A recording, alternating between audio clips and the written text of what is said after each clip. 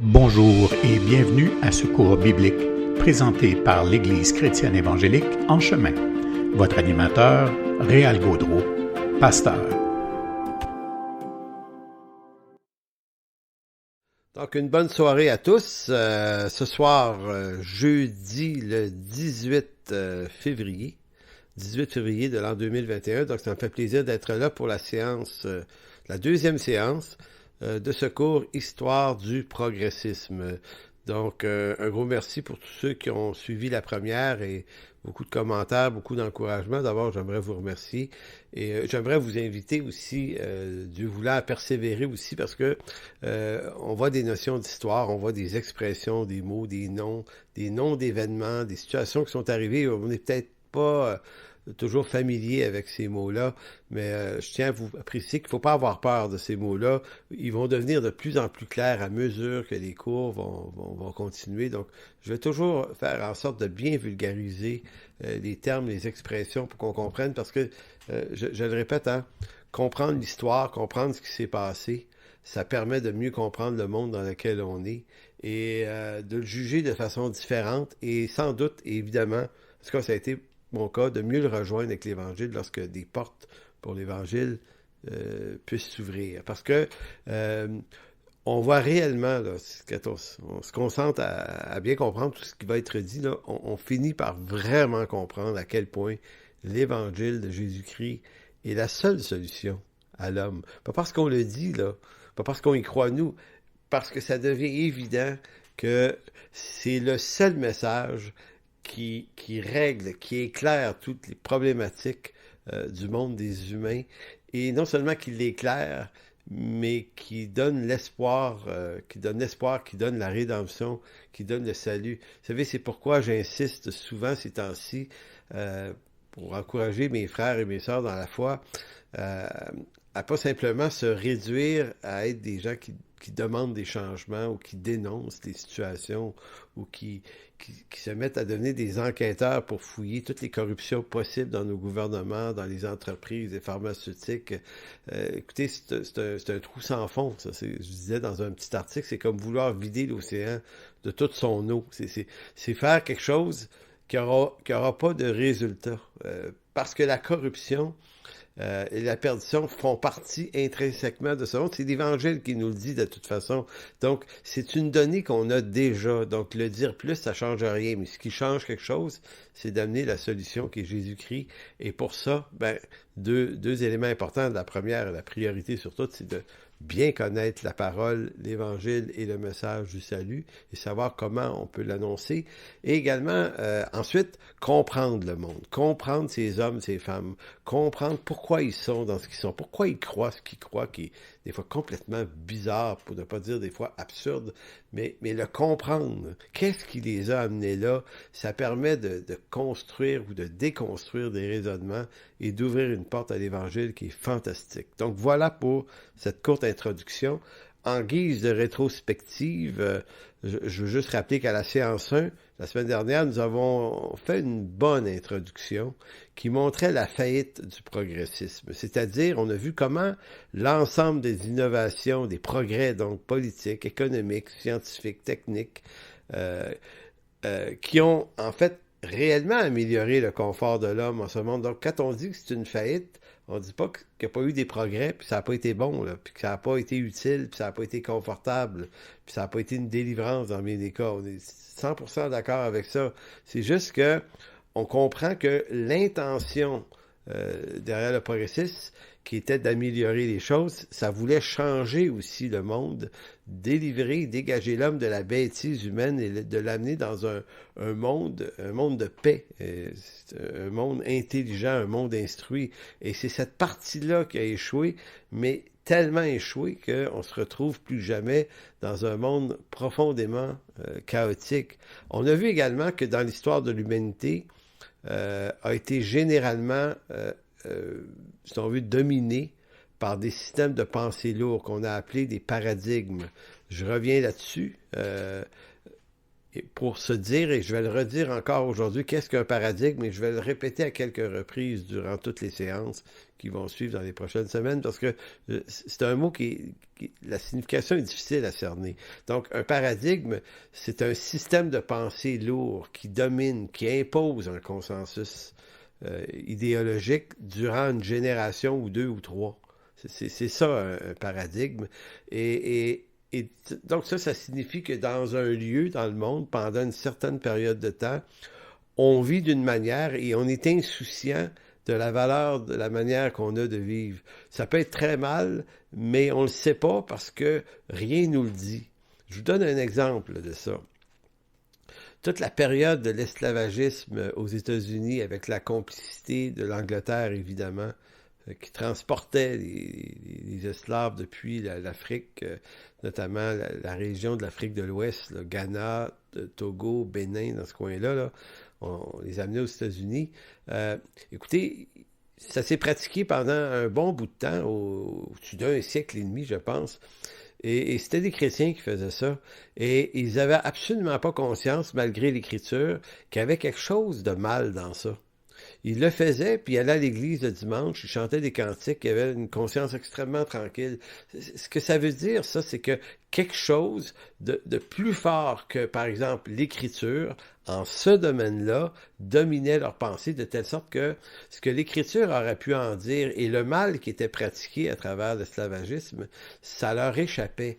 Donc, il faut réaliser le pouvoir d'un paradigme, c'est-à-dire d'une façon, d'une pensée lourde qui domine une génération, et ça nous amène à se questionner ensuite, mais tu dis, mais nous, là, est-ce qu'en 2021, on est libre d'avoir des systèmes de pensée lourds comme ceux-là? Je vous donne un exemple.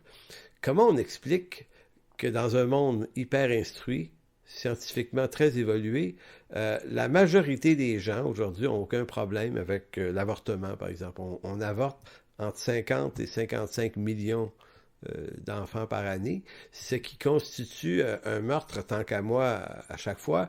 Et là, je ne veux pas faire culpabiliser personne. Si vous êtes une femme qui avait vécu une situation pareille ou un homme qui avait déjà amené une femme à le faire parce que vous étiez peut-être le père qui ne voulait pas assumer son rôle, c'est la grâce de Dieu, le pardon de Dieu, c'est parfait, là. Le Seigneur, par son sacrifice, couvre nos fautes et couvre toutes nos fautes. Maintenant qu'on saisit bien ça, on va se questionner quand même sur, mais pourquoi la vaste majorité des gens dans nos sociétés voient rien de mal dans ça? C'est la même chose que du temps de l'esclavagisme. Qu'est-ce qui fait qu'une large portion d'une population accepte quelque chose qui est évidemment mal, mais a réussi à se convaincre que c'était bien cette chose-là? Donc c'est ça la force des systèmes de pensée lourds. Et donc on change de paradigme, c'est-à-dire qu'on passe d'une pensée lourde, mais un système de pensée lourd est toujours remplacé par un autre. Donc, on peut appeler ça des idéologies. Donc, on a conclu aussi en mentionnant que l'une des innovations techniques les plus importantes de toute l'histoire humaine, si on tient compte évidemment des conséquences bénéfiques que cette invention-là a eues, c'est celle de l'imprimerie. On avait terminé là-dessus. Donc, aujourd'hui, en deuxième partie de cette séance, on va parler de l'imprimerie. Vous allez voir, c'est captivant. L'invention de l'imprimerie, là, c'est quelque chose, c'est vraiment, mais vraiment intéressant ce que ça a produit comme impact sur le monde. Donc, voilà pour cette rétrospective. Ce soir, au menu, on voit trois choses. On va parler de liberté et de chaos. Donc, on est encore en quelque sorte en introduction parce que il y a beaucoup d'expressions qui vont être expliquées, qui vont être précisées ce soir. On va parler de Révolution française, notamment, mais on va en reparler dans plusieurs semaines. Mais pourquoi ce soir j'en parle quand même? C'est parce que je veux nous habituer à certaines expressions, mettre une définition dessus pour que tout devienne clair et chaque morceau du puzzle se colle bien l'un à l'autre. Donc, on va parler d'une des plus grandes revendications, donc dans un premier temps, de toute l'histoire de l'humanité, c'est la revendication de la liberté. On revendique ça depuis les temps les plus lointains de l'histoire de l'humanité. Et quelle est une des choses que l'homme revendique encore fréquemment aujourd'hui? C'est la liberté. On veut être libre. Liberté, l'égalité aussi. Donc, on va travailler un petit peu là-dessus ce soir, puis on va y revenir plus tard dans la session. On va également parler de temps moderne. Qu'est-ce que le monde moderne? Parce que on peut définir les 4-5 derniers siècles à travers 4 expressions. Il y a eu le temps pré-moderne, donc avant la modernité, donc avant les années 1500 environ, c'est le monde pré-moderne. À partir des années 1500, le monde moderne. Le monde moderne s'écoule à partir à peu près, là, on est toujours dans les approximations dans ce genre d'affaires-là, là, à partir du 15e siècle et jusqu'à la Deuxième Guerre mondiale, au milieu du 20e siècle, c'est le monde qu'on peut appeler moderne. Ensuite, après la guerre, on glisse tout doucement vers le monde postmoderne. Donc, après le moderne, ou qui dépasse le monde moderne, donc on va voir éventuellement qu'est-ce que ça veut dire postmodernisme ou postmodernité. Et dans la période entre les années 1990 et 2000, aux alentours des années 2000, on entre dans une autre période qui est le dépassement du postmodernisme, qui est l'hypermodernité. Ça, c'est rigolo parce qu'on peut aller encore plus loin que le monde moderne par le postmoderne, puis on peut aller plus loin encore par l'hypermoderne. Et chaque grande période, ce sont des paradigmes différents qui définissent les idéologies qui sont dominantes dans ces périodes-là. Et au bout de quelle affaire, on se rend compte qu'il n'y a rien qui change. Donc, voilà pour ça. Donc, voyons maintenant... Ah oui, et je vous disais au menu ce soir, chaos et liberté, temps moderne et prémoderne. Et le troisième point ce soir, c'est les 75 années qui changèrent le monde à tout jamais. Ça, c'est la clé ce soir la plus importante. Donc, en deuxième demi-heure, on va s'attarder beaucoup sur ces 75 années qui ont changé le monde à tout jamais, c'est-à-dire à partir de 1450 quelques. Mais voyons d'abord le premier point, chaos et liberté.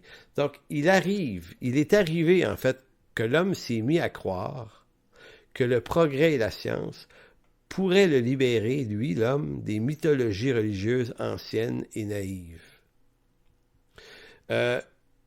Qu'il pourrait se libérer de toutes les tyrannies guerrières, de toutes les tyrannies autoritaires, les royautés, tout ça, et qu'il pourrait se libérer de l'ignorance.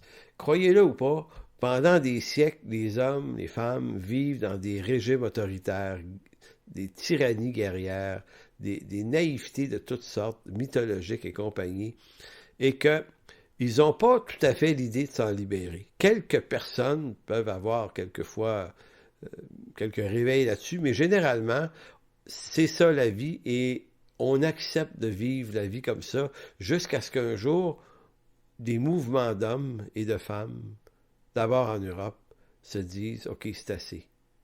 On veut que ça change. » Donc, cette intention montrait que l'homme... Parce que si l'homme cherche la liberté, si l'homme veut être affranchi des régimes autoritaires, des guerres et tout ça, si l'homme veut que ça change, ça nous dit quoi, ça? L'intention, la volonté du changement, qu'est-ce que ça vient montrer sur l'homme? C'est intéressant, c'est que ça vient montrer que l'homme est très, très conscient qu'il est à la fois responsable du chaos, puis il en est victime en même temps.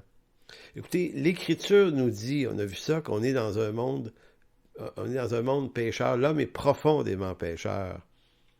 L'Écriture le dit, puis l'Écriture l'explique, puis l'Écriture le montre. Puis elle nous montre aussi Jésus-Christ comme l'unique solution. Maintenant, en dehors de la Bible et en dehors du christianisme, on ne peut pas dire que l'homme ignore sa perdition.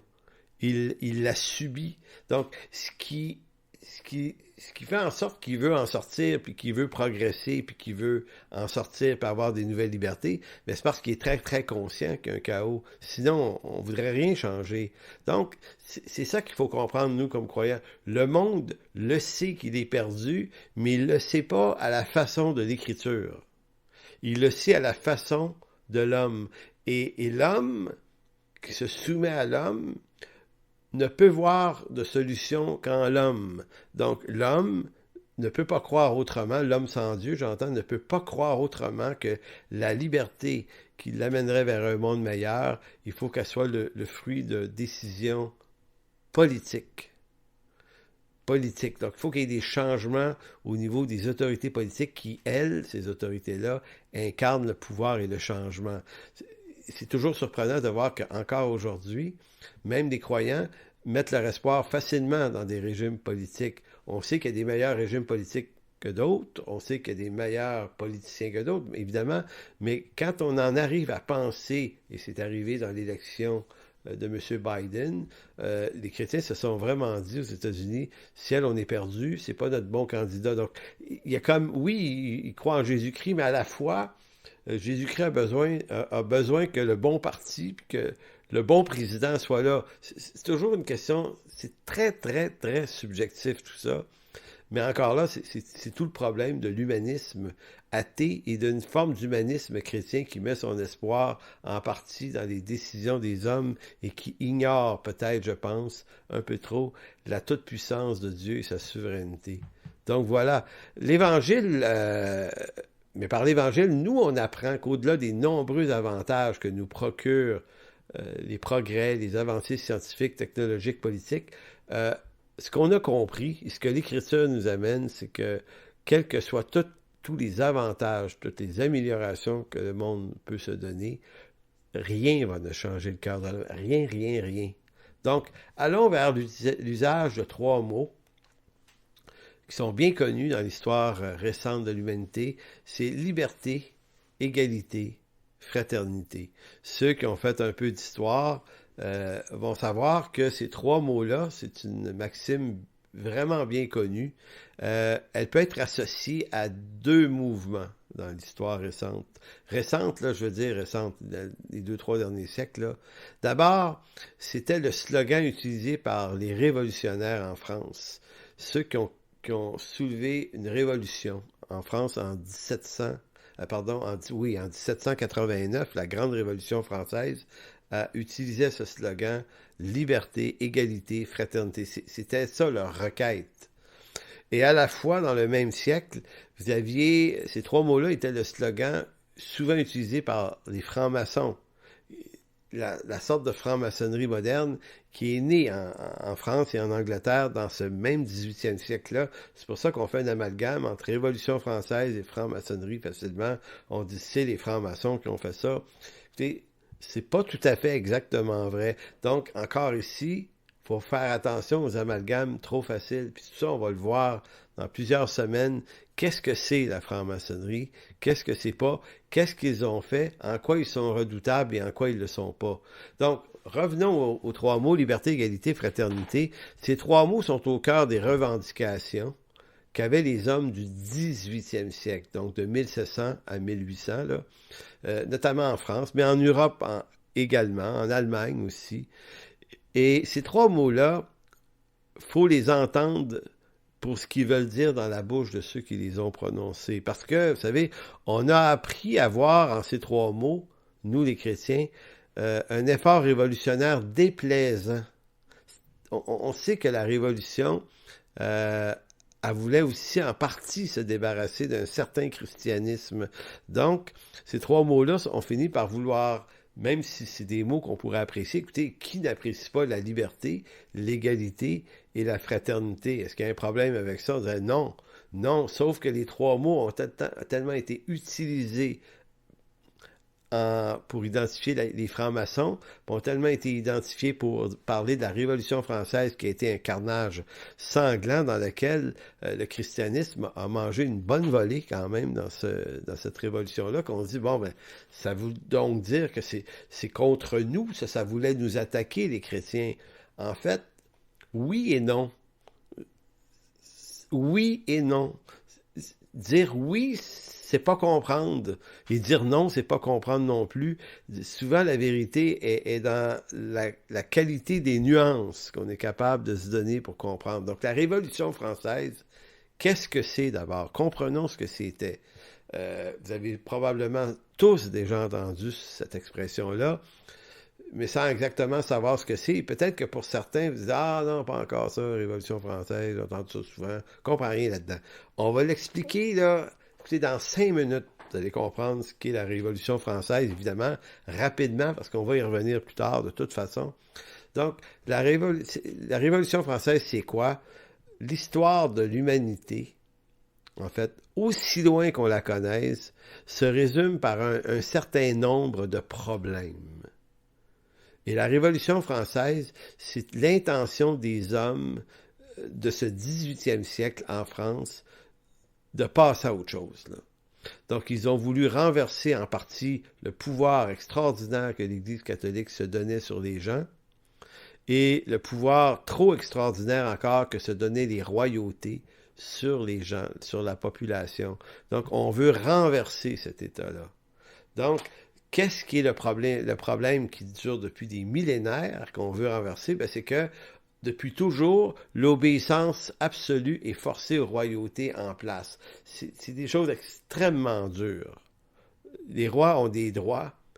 Ils n'ont que des droits. Ils n'ont aucun compte à rendre à personne. Certains sont des despotes cruels. Donc, on veut en finir avec ça par la Révolution. L'obéissance à Dieu absolue est forcée par la religion, notamment catholique, sans l'Écriture. Maintenant, c'est un autre problème, ça aussi. C'est que l'Église catholique du 18e siècle s'est éloignée énormément de l'Écriture. Elle est beaucoup rattachée au pouvoir, aux royautés. Il y a un copinage qui est là. Et donc, l'Église s'occupe de la censure. L'Église est punissante. Donc, il y a un gros... Ce n'est plus, en fait, du christianisme.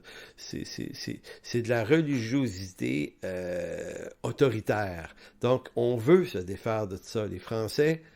à Paris, en 89, veulent se défaire de ça. Les autres problèmes, rapidement résumés, c'est que depuis des millénaires, toute la liberté d'expression, la liberté de penser ne fait pas partie des mœurs. On pense pas comme on veut, on peut pas dire ce qu'on veut.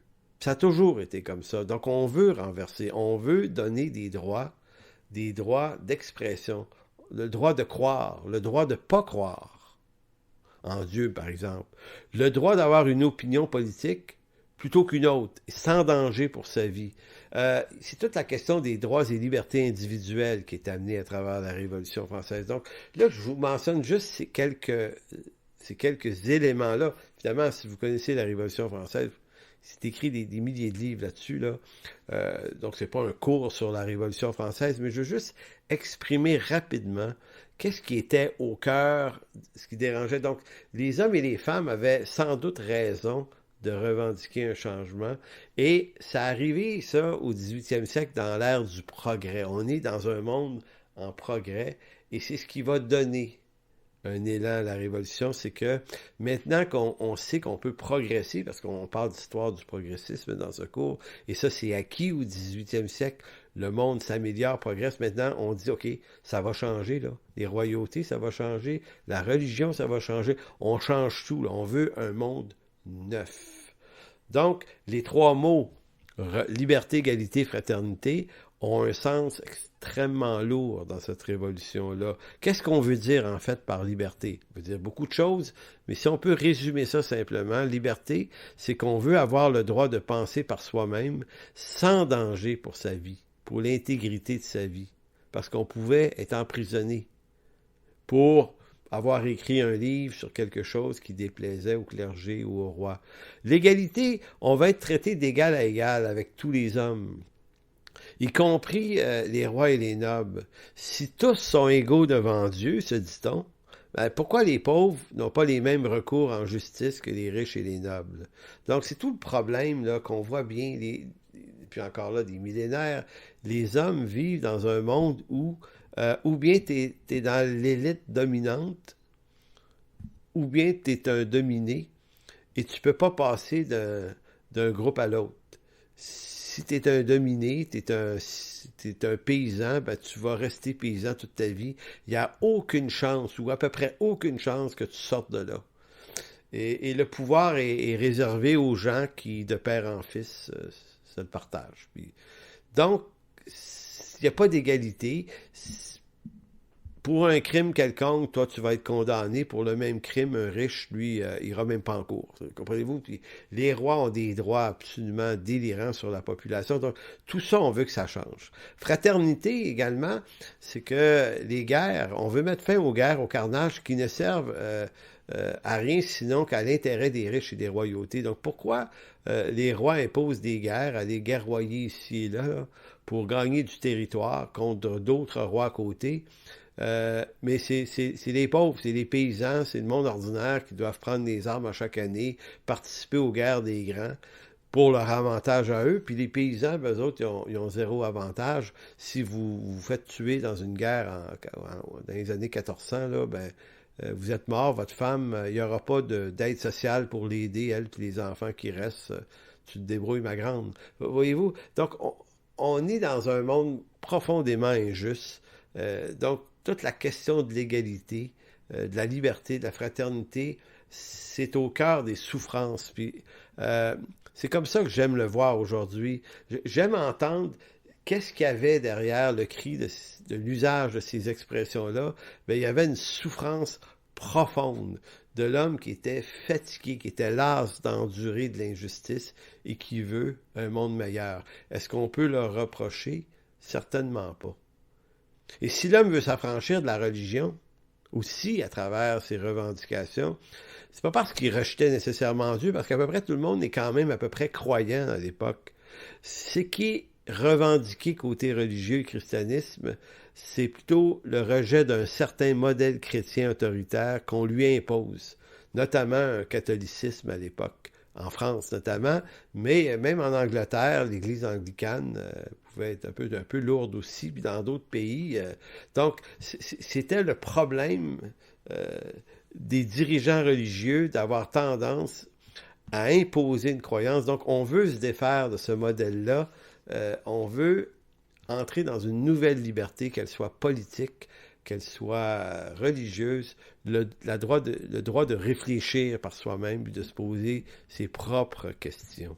Vous savez, c'était le problème des peuples européens, et si on veut remarquer, un des rares peuples dans l'histoire de l'humanité qui a échappé aux injustices à ce point, c'est Israël qui, par la Torah, avait des lois justes, équitables. C'est-à-dire qu'en Israël, il faut remarquer que si un roi commet un péché grave, il est redevable. C'est même arrivé au fameux roi David dans son histoire d'adultère. C'est arrivé à Saül, qui est un mauvais roi. En Israël, là, t'es géré par Dieu. Il y a une théocratie là, qui fait que tu fais pas ce que tu veux parce que t'es roi. Et même les sacrificateurs de la caste de ceux qui dirigent le système religieux, les sacrificateurs, certains, ont été démobilisés parce qu'ils étaient des infidèles. Donc, Israël échappe à ce courant de pensée-là parce que, et là, c'est important de comprendre, c'est que il est dirigé par une loi qui n'est pas une loi humaniste, c'est-à-dire une loi d'homme, mais l'homme se soumet et est centré sur Dieu et sur la pensée de Dieu. Maintenant, ça a causé en Israël une théocratie, puis moi je crois pas qu'on devrait refaire des théocraties aujourd'hui. Beaucoup d'Américains aimeraient ça, chez les chrétiens notamment, que les États-Unis, ça soit un gouvernement chrétien, des lois chrétiennes, comme s'il fallait reproduire un modèle théocratique dans un peuple où près de la moitié et plus sont même pas intéressés à ça, donc ça devient un petit peu ingérable. Donc la théocratie, tant qu'à moi, elle a été réservée à un seul peuple dans l'histoire, c'est Israël. Maintenant, le modèle de revendication des gens qui ont fait des révolutions, il y en a eu en France en 1789, mais il y a eu des révolutions en Angleterre, il y en a eu à plusieurs endroits de ces révolutions-là, c'est que on veut s'affranchir. On veut s'affranchir, mais le problème, pourquoi même si on est croyant, on n'a pas tout à fait recours à l'écriture pour trouver la liberté? Certains, oui, mais c'est parce que on est dans un monde de progrès. Et là, il faut comprendre l'importance et la lourdeur de cette matrice qui est le progrès et l'amélioration des choses. C'est que de la façon dont on le voit, il y a un déplacement idéologique très important durant le Moyen Âge que certains que certains attribuent à une certaine théologie de saint Thomas d'Aquin. On ne rentrera pas dans ça, mais c'est l'idée que on change le spectre de ce qui est central. Pour le christianisme, tout comme pour Israël, on est théocentrique, c'est-à-dire que Dieu est le centre de l'intérêt des choses. Donc, c'est à partir de Dieu que se définissent, que se déterminent les choses. La vérité, c'est ce que Dieu en dit. Et au Moyen Âge et en allant vers la Renaissance et les périodes révolutionnaires, il y a eu un changement subtil idéologique qui s'est fait que l'homme a pris cette place-là. L'homme devient au centre de toutes les équations, de toutes les idées. C'est ça qu'on appelle l'humanisme. Humanisme qui vient du mot homme. Donc l'homme devient l'élément qui est au centre et tout va se faire à partir des mesures d'homme. Donc c'est ce qui fait que autant que ça amène des réveils religieux importants, cette nouvelle liberté, autant que la nouvelle liberté de l'homme va créer des mouvements contre les choses de Dieu, parce que là, on commence à définir que ça se peut qu'il y ait des incroyants. On a la liberté de ne pas croire, donc des incroyants vont naître, des philosophes vont naître, et vont commencer à s'en prendre à la religion qui est le christianisme, surtout en Europe. Donc, je vous fais tourner dans un texte biblique, là, dans Jean 8. Jean 8, versets 30 à 36. Je veux juste montrer que l'Écriture, et quand je vous disais un peu plus tôt que le christianisme, pas le christianisme au sens de moi comme pasteur chrétien, le christianisme au sens de Jésus-Christ, là, au cœur du message, là. C'est vraiment la seule solution parce que du temps des apôtres, du temps de Jésus, il y a cette discussion entre Jésus et les pharisiens en Israël, et eux se revendiquent d'une certaine liberté. Et Jésus essaye de leur faire comprendre que l'illusion qu'ils ont de la liberté qu'ils croient avoir, c'est une illusion. Et il va leur parler de la vraie liberté. Et ce message-là de Jean 8 est aussi vrai pour eux que pour vous, que pour moi, puis il va être vrai dans un siècle encore. Verset 30, comme Jésus parlait ainsi, plusieurs crurent en lui. Et il dit aux Juifs qui avaient cru en lui, si vous demeurez dans ma parole, vous êtes vraiment mes disciples, vous connaîtrez la vérité, et la vérité vous affranchira. Et là, j'attache ce texte-là à la revendication révolutionnaire. Eux aussi, ils revendiquaient la liberté, l'égalité, la fraternité. Donc, on veut être libre. Donc, demander d'être libre à la manière humaniste du terme, c'est peut-être d'être passé à côté d'une déclaration qui était déjà donnée par Jésus-Christ. Parce que la vraie liberté, ce qui nous rend réellement libres, ça ne sera pas d'abord, et je sais qu'une liberté qui nous viendrait de droits politiques, c'est bien tant mieux, là, je ne suis pas contre ça, mais si on obtient tous les droits et libertés qu'on veut bien avoir par la gestion des choses politiques, eh bien, ça ne nous sauve pas. Ça peut juste nous donner peut-être une vie un peu plus confortable, mais la vraie liberté, c'est celle que Christ donne. C'est pour ça qu'il dit, vous connaîtrez la vérité, et la vérité vous rendra libre. Et la vérité, ce n'est pas simplement un contenu écrit, une vérité, un narratif, là. C'est, dans l'évangile de Jean, la vérité s'incarne dans le Fils. Un peu plus loin, dans Jean 14, il va dire, je suis la vérité. Il ne dit pas, je connais la vérité, le chemin et la vie. C'est pas juste que je connais, je suis la vérité, je suis le chemin, je suis la vie. Donc, c'est un peu ici, dans Jean 8, la même chose. Il dit, vous connaîtrez la vérité, et moi, je vais vous rendre réellement libre. Et il répondait, mais nous sommes de la postérité d'Abraham, nous ne fûmes jamais esclaves de personne. Comment dis-tu, vous deviendrez libre? En vérité, je vous le dis, leur répliqua Jésus, quiconque se livre au péché. Non, pas ici au péché au pluriel des mauvaises actions. Oui, ça, mais quiconque est esclave de cette condition pécheresse. Quiconque trouve pas la liberté va rester esclave de cette condition et va mourir dans cette condition. Voyez-vous, verset 5 et 35. Or, l'esclave ne demeure pas toujours dans la maison, mais le Fils, il demeure toujours. Si donc le Fils vous rend libre, vous serez réellement libre.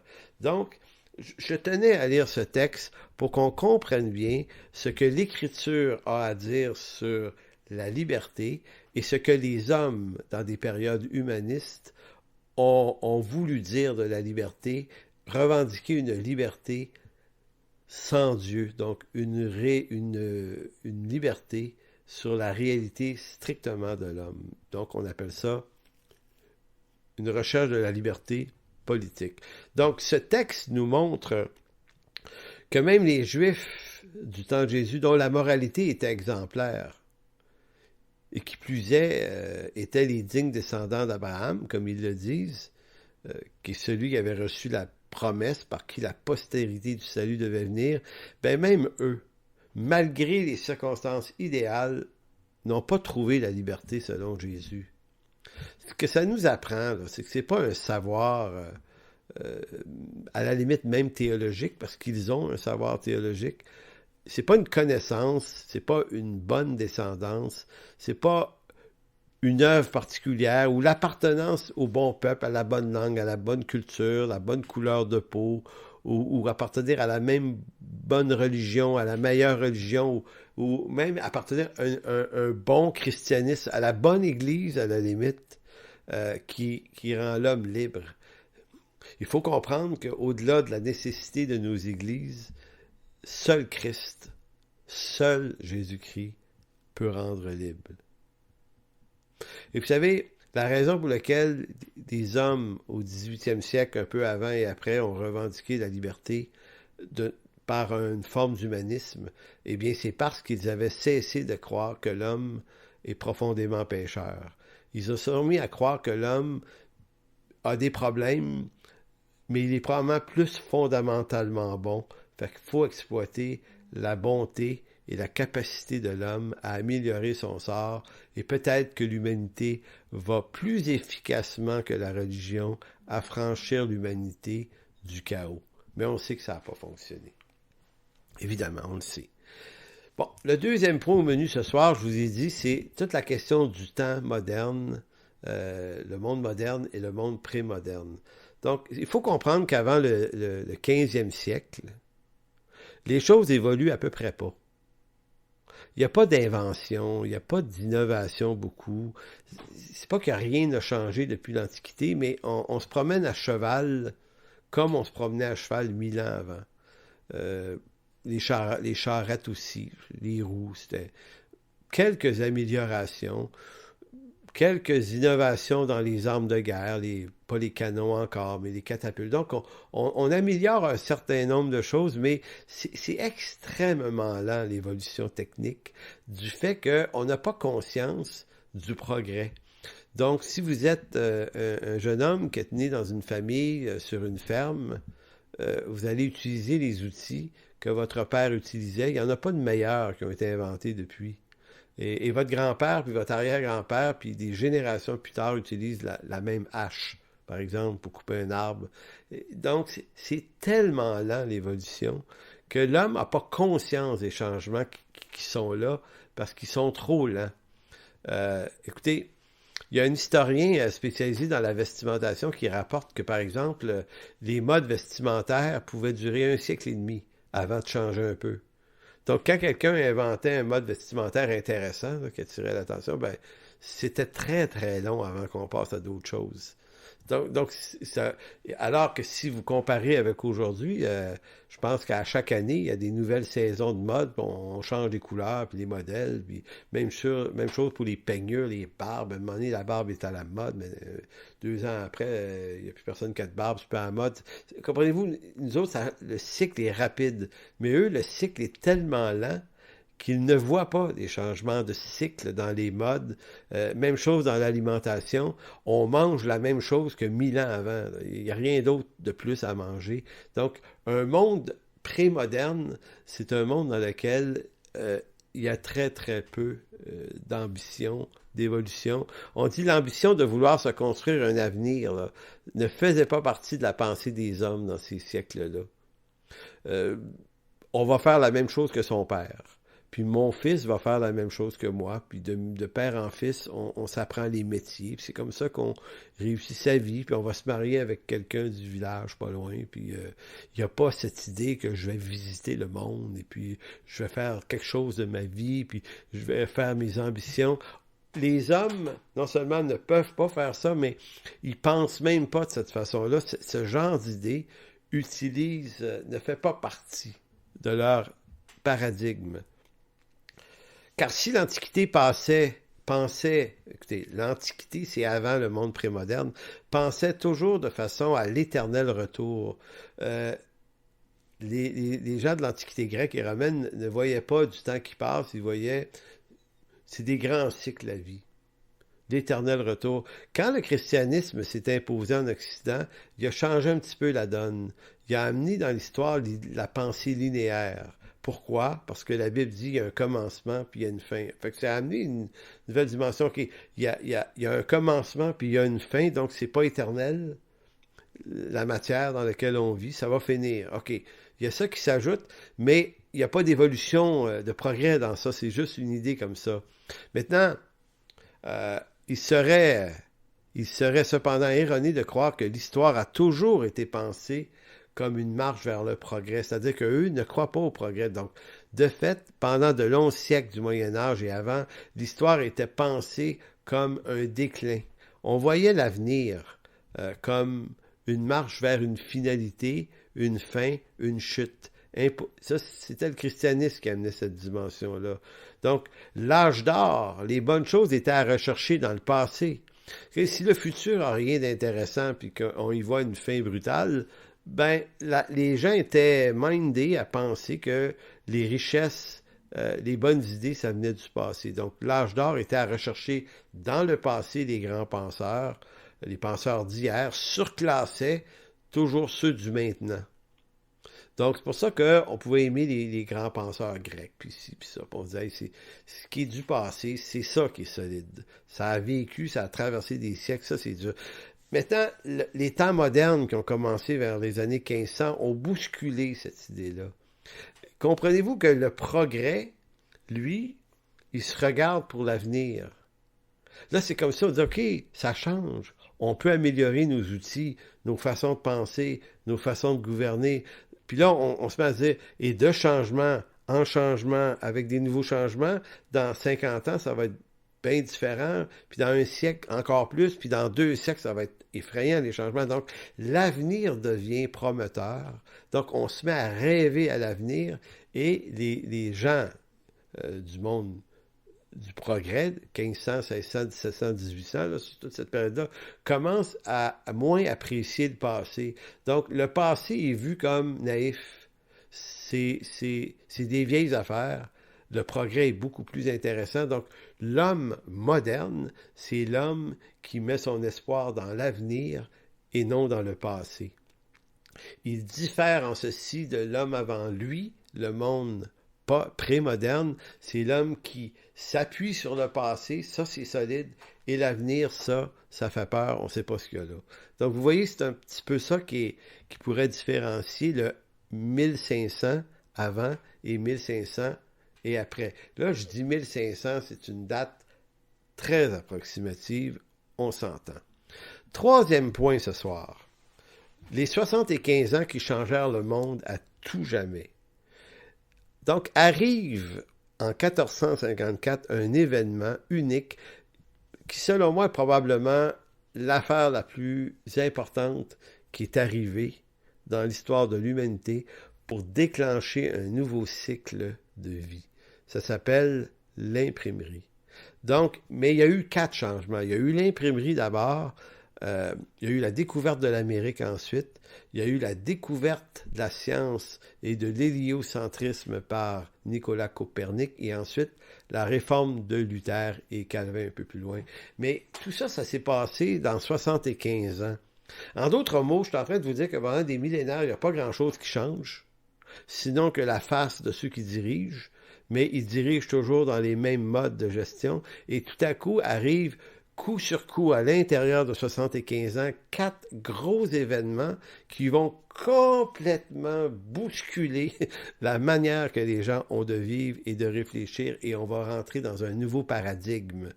On va passer du monde du Moyen Âge au monde moderne.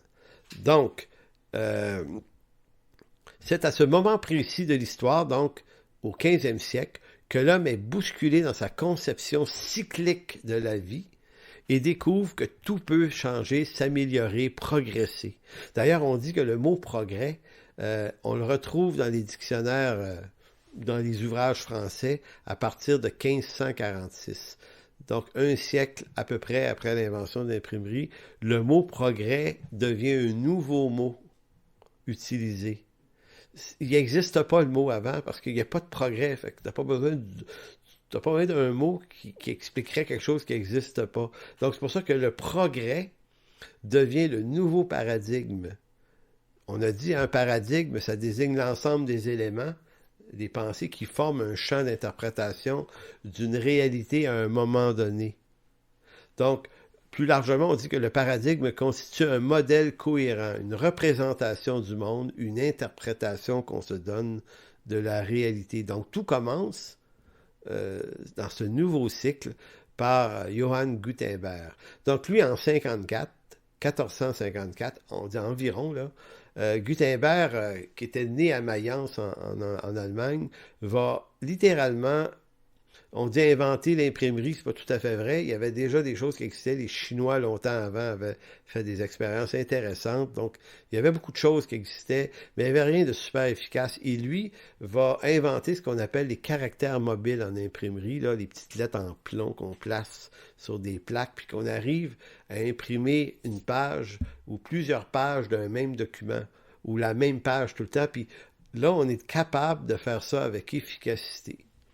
Donc, Gutenberg, cet Allemand, par lui, on va multiplier par 70 ou 80 la rapidité de reproduction d'un livre. Et qui plus est, tous les livres sont exactement pareils. Donc, si on n'a fait aucune faute d'orthographe dans la manière de placer les lettres, ben, la reproduction de tous les livres va être identique. Donc, on vient d'éliminer la nécessité de vérification des documents qui avaient été écrits à la main. C'était long. C'était long les reproduire, mais c'était long les vérifier également. Donc, lui, là, il vient de littéralement écraser le monde des scriptariums qui existaient dans les monastères où les moines copiaient à la main. On passe vraiment à autre chose et on le fait 80 fois plus rapidement. Ça n'a pas l'air tant que ça. Écoutez, on dit qu'une Bible pouvait prendre, certains vont dire jusqu'à 3 ans, pour un moine copier une Bible à la main. Gutenberg en fait 80, lui, dans son imprimerie, pour le même moment.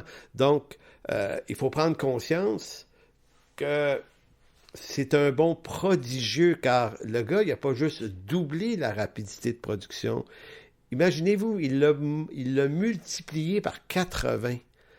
Écoutez, c'est comme d'une année à l'autre, on passe à 80 fois plus vite. Et le premier livre qu'il a imprimé, c'est la Bible, à 42 lignes, qu'il a publié. Donc, écoutez, je vais juste vous dire rapidement, l'évolution, c'est tellement brillant, c'est tellement utile cette affaire-là que ça s'est vite mis en application partout. D'abord en Allemagne, parce que c'est là que ça a été inventé. Puis en Europe, puis on dit qu'à la fin du 15e siècle, donc 45 ans plus tard, on avait déjà ouvert beaucoup d'imprimeries un peu partout. On avait imprimé 25 livres différents, 25 titres différents à 500 à 1000 exemplaires chacun. Et donc, on arrivait en quelques semaines à faire 500 à 1000 exemplaires d'un même livre, qui dit qu'à la fin du 15e siècle, on avait imprimé 12 millions de livres. Ça se pouvait pas.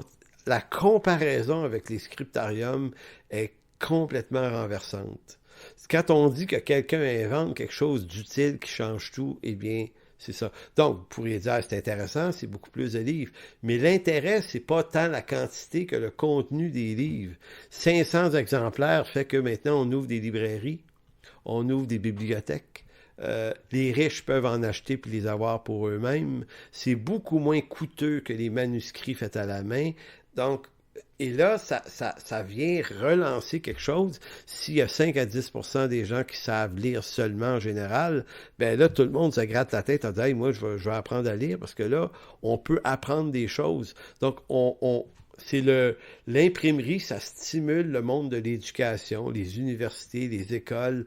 Donc, c'est un changement qui provoque des vagues de changements dans toutes les directions. Et c'est également le moyen par lequel la réforme protestante a été propulsée.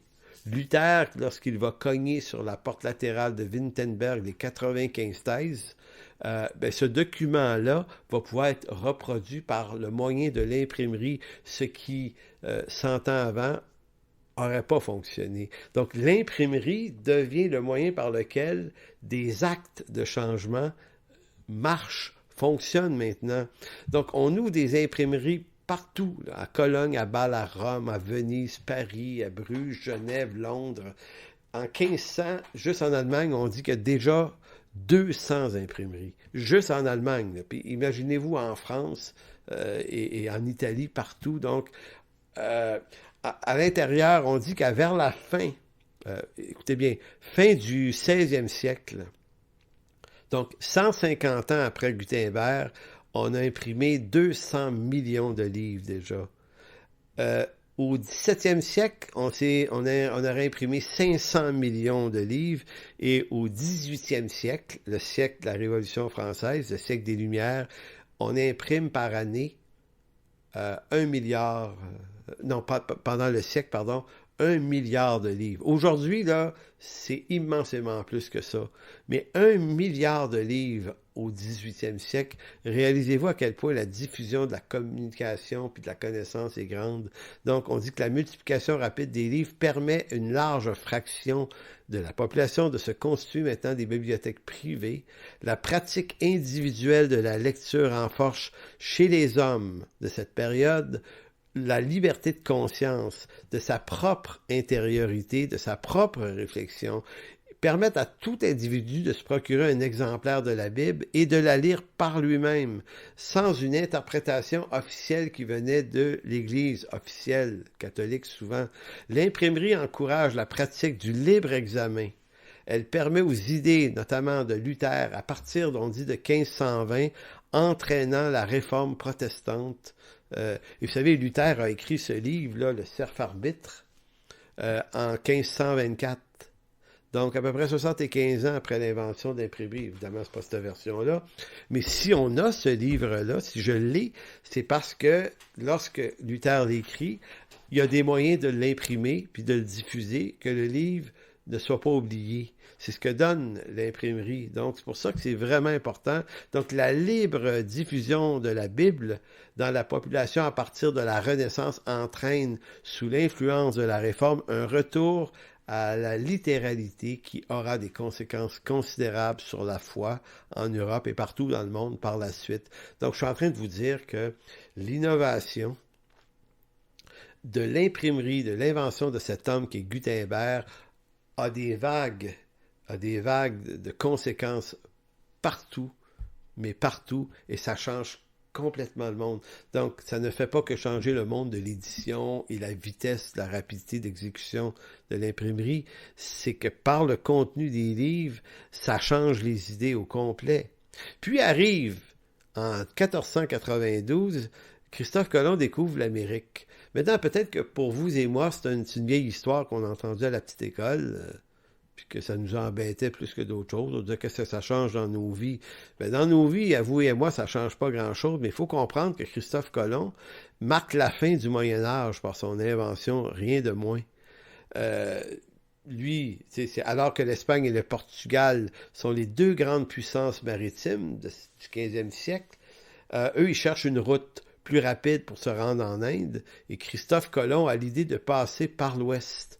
Donc, il s'est dit, croyant que la Terre est ronde, s'est dit, ben, plutôt que de partir vers l'Est où l'Inde se trouve, je vais faire quelque chose de complètement irrationnel pour l'idée du temps. Je vais partir de l'autre côté et peut-être que je vais me rendre plus rapidement. Évidemment, il avait raison, sauf qu'il ne s'est jamais rendu en Inde, il s'est rendu en Amérique. Et si on a appelé les Indiens, les Amérindiens, on les appelait Indiens, c'est qu'on a cru un bout de temps qu'on est arrivé en Inde. En fait, on est arrivé en Amérique du Sud d'abord, Amérique du Nord. Maintenant, je ne veux pas m'étendre là-dessus, mais si vous êtes 1492, là, c'est une trentaine d'années après l'invention de l'imprimerie. On est dans ce 75 ans de changement. Ben, cette découverte-là, elle propulse un énorme changement. C'est un peu comme si aujourd'hui on découvrait une autre planète avec de la vie dessus. Comprenez-vous, pour les Européens, c'est incroyable de penser qu'il y a du monde qui vit ailleurs qu'on ne savait pas qu'il existait. On en amène même quelques-uns. Des Sud-Américains, là, des Incas, puis des gens qui viennent de ces tribus-là.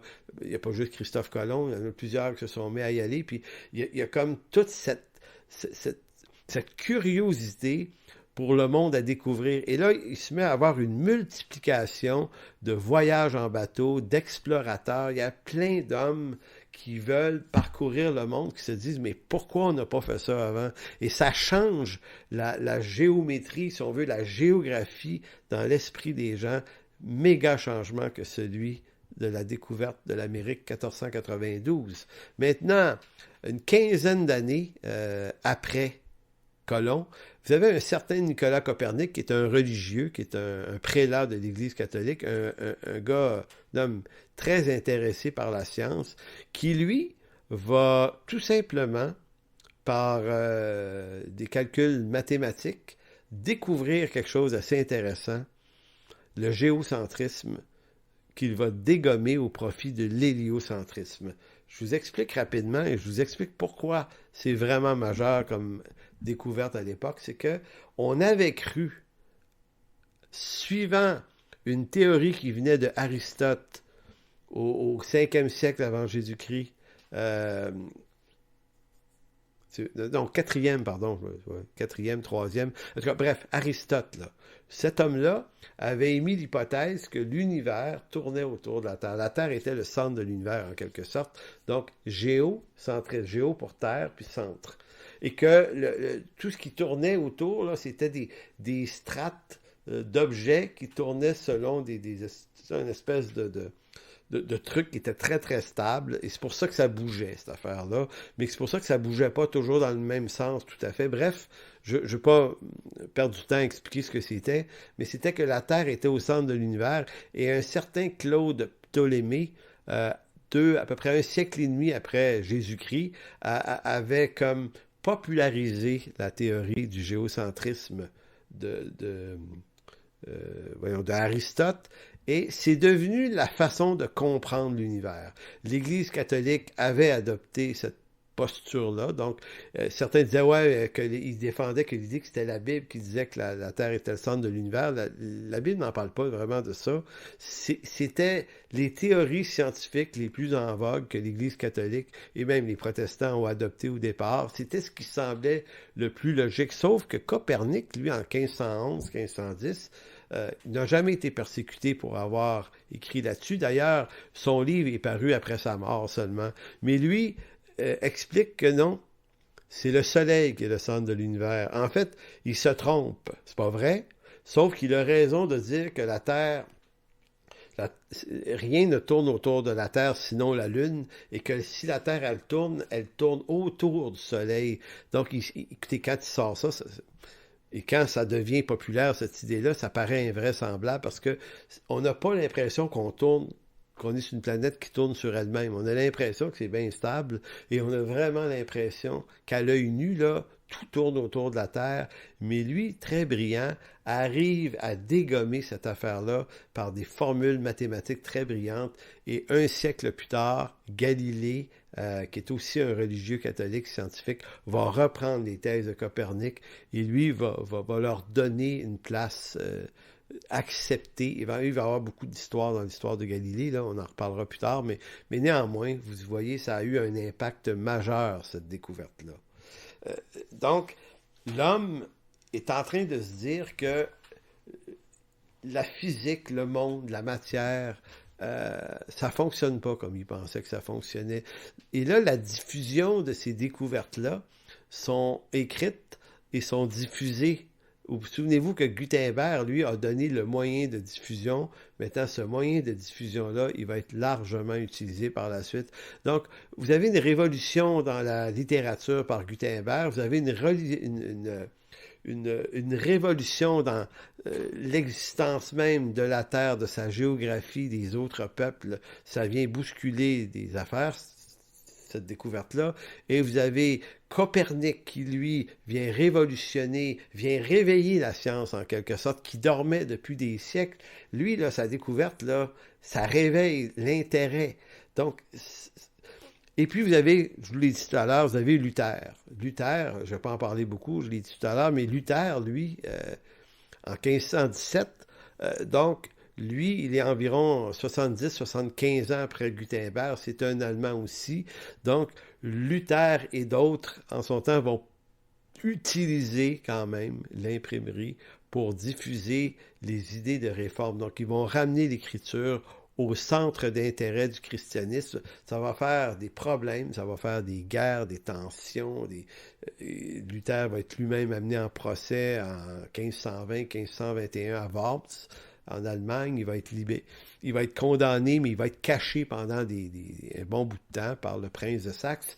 Mais je ne veux pas m'étendre là-dessus, c'est pas ça le but. Mais ce que je veux juste dire, c'est que lui, Luther, la réforme, ce que ça fait, et Calvin par la suite, ça vient bousculer une autre affaire qui était très solide. On avait une version du christianisme qui était que catholique jusqu'alors. Et là, vous avez des hommes comme eux qui disent, mais non, on peut croire autrement. On ramène l'écriture, on la traduit en français, on la traduit en allemand et dans plein d'autres langues, et on rend la Bible lisible et achetable. Et là, ça vient complètement ébranler le monde religieux parce que on peut être un chrétien autrement. Ben oui, on peut être un chrétien autrement. On peut être un chrétien selon l'Écriture et moins selon les dogmes catholiques. Et donc, ça vient brasser l'univers religieux. Et ça aussi, c'est une révolution phénoménale. Donc, en conclusion de quoi, j'en arrive maintenant à la fin, ben, bienvenue dans le monde moderne. Le monde moderne vient d'éclater. L'imprimerie, la découverte de l'Amérique, la découverte de l'héliocentrisme, la découverte de l'écriture sont 4 grands événements qui, à l'intérieur de 75 ans, ont bouleversé le monde de l'époque. Et ça, là, ça a créé une vague de fond là, extrêmement puissante qui a convergé dans tous les pays du monde de l'époque et qui ont complètement changé la façon que les hommes avaient de penser le monde. Et c'est ça qu'on appelle l'ère moderne. Et le monde moderne se caractérise par, on découvre, il y a des choses qui s'en viennent, qui sont meilleures, le progrès, on peut découvrir, on peut comprendre la nature, on peut s'en parler, on va se donner des libertés, et ça va amener éventuellement la fameuse Révolution française 2 siècles plus tard, là, on veut que ça change, puis on est prêt à faire des guerres pour que les changements arrivent, parce que on veut rentrer dans ce monde prometteur que le progrès promet. Maintenant, je conclurai en vous disant, ça promettait beaucoup de choses, et si vous aviez été vivant à l'époque de ces siècles-là, vous auriez probablement fait partie des mouvements progressistes, vous auriez voulu que ça change, vous auriez voulu que le monde aille mieux, vous auriez rêvé à ça. Maintenant, on ne cessera jamais de le répéter dans ce cours, tous ces changements-là, ces progrès-là ont certainement amélioré beaucoup, beaucoup d'affaires qu'on peut apprécier aujourd'hui dans les sciences et les technologies dont on dispose. Mais le problème, ce qu'on voulait vraiment changer, c'était d'apaiser le cœur de l'homme, de faire une société meilleure, et cet aspect-là, eh bien, ça n'a pas fonctionné. On se retrouve dans un monde plus chaotique que jamais. Et c'est ce qui rend l'Évangile plus pertinent que jamais. Donc voilà pour ce jeudi soir. Je vous remercie d'avoir pris le temps de suivre cette leçon ce soir. On se revoit donc la semaine prochaine et on va aller un petit peu plus loin. On va se rapprocher d'aujourd'hui tranquillement, pas vite, avec tout ce qui est arrivé, les personnages. Et puis vous allez voir, c'est très, très passionnant. Donc, que Dieu vous bénisse d'ici la semaine prochaine. Au revoir. Pour toute information, n'hésitez pas à communiquer avec nous à info@égliseenchemin.com.